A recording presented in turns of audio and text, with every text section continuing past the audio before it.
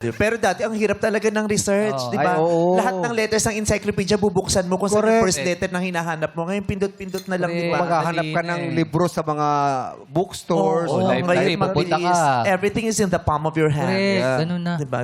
Papak. Kaya nakakatakot. Di ba? Ang laking tulong ng AA sa kanila. Pero nakakatakot din yung AI. Bakit? Kasi, di ba, sa dami ng lumalabas, Dami yung parang naloloko eh. baka palitan na ng AI lahat ng mga Isa pa yun. manggagawa. Yeah. Guro. Oo, Oo, ganun na. guro. AI na. Hindi maaaring palitan ng AI ang guro ng ganun-ganun na lang.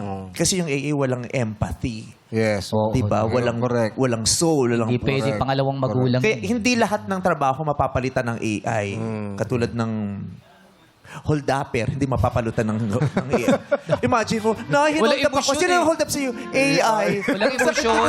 Hinold up ko ng AI. Paano ba mang-hold up ang AI? Di ba? Paano mga hold up? Hindi nga mapapalitan ng Walang AI emosyon. eh. Di ba? Walang emotion din. At saka paano mo ibibigay sa AI yung ano mo? G-card po. Hold up na tayo. Di ba? Kumano ka sa... Marireceive mo na lang sa text mo. Oh, hold up to. Taas ang kamay. Ha? Set, oh. Tapos wala ka makausap, nagugulat ang mga tao sa pre-game mo. Ganun. Tapos pinapaba mo yung hikaw mo. Yung gano'n. Hold up. Pangit, no? Hinold up ako ng AI. Bad trip.